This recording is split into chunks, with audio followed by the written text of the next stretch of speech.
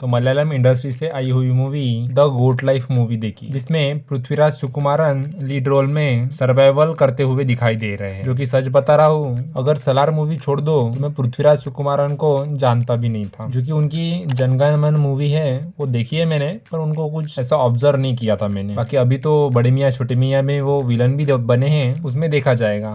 खैर, उनकी the Goat Life movie के बारे में बात करते हैं। मूवी लगभग 3 घंटे की सर्वाइवल ड्रामा मूवी है, जो कि मूवी रियल लाइफ इंसिडेंट पर आधारित है। मूवी की स्टोरी में मुजीब एक शादीशुदा घर चलाने के लिए, ज्यादा पैसे कमाने के लिए सऊदी अरब में चला जाता है काम करने। पर अनजान देश में कैसे स्कैम हो जाता है, कैसे गलत फहमी के शिकार में या कुछ कह सको, उसके कारण जो वो काम करने के लिए आता है उसको वो काम ना मिलकर एक गुलाम जैसे रेगिस्तान में बकरियां चराने का काम करना पड़ता है। उस पर बहुत सारी जुल्म होते हैं। रेगिस्तान में पानी नहीं होता है। वो बार बार कहता है कि मुझे घर जाना है, पर क्या करे, उसको ना अरबी आती है ना उन लोगों को हिंदी या इंग्लिश कह सको नहीं आती है, जिसके कारण उन लोगों का कम्युनिकेशन सिर्फ हाथों के एक्शन से ही हो जाता है। जो कि मूवी की कहानी जीवितम नाम से 2008 में आई नॉवेल पर आधारित है, जिसको मलयालम में आडू जीवितम नाम से ही पेश किया है।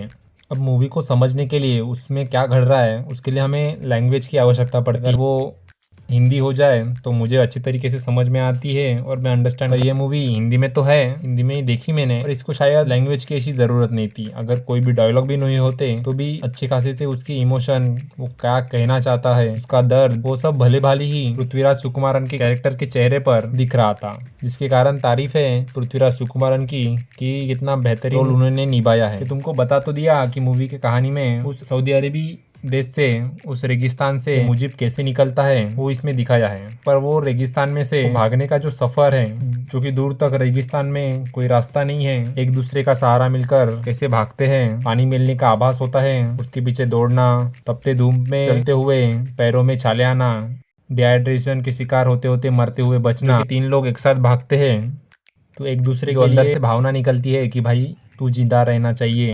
इसकी एक दूसरे के लिए आतुरता जो रहती है वो इसमें भली भाली ही दिखती है। कुछ कुछ ऐसे सीन में लगा भी कि शायद ये अभी तो मरने वाला है, नहीं जिंदा रहेगा, और उसको घर जाने की ओर जो रहती है, जिसके कारण वो जिंदा रहता है। रास्ता देखने के बाद अपने देश जाने की आह रखता है। भर गर्मी में रेगिस्तान में रहता है, तब उसको बीबी का, अपने घर का याद आती है। उसमें जो कट्स मारे गए ट्रांजिशन है, वो सिनेमेटोग्राफी, कैमरा एंगल काफी अच्छे हैं। ओवरऑल जो सिनेमेटोग्राफी यूज की है, ओरिजिनल जगह पर जाके ये सब सीन्स शूट किए हैं, ये सब मूवी को 4 चांद लगाने के काम करते हैं। बिना वीएफएक्स का यूज करते हुए, वीएफएक्स का यूज हुआ है, इतनी भारी मात्रा में नहीं हुआ है। बाकी उस रेगिस्तान में सर्वाइवल थीम में किस तरीके से पृथ्वीराज सुकुमारन ने एक्टिंग की है, और उसमें जो ए.आर. रहमान का म्यूजिक लगाया है, जिसके को फील करना, उसके इमोशन कनेक्ट करना काफी आसान हो जाता है।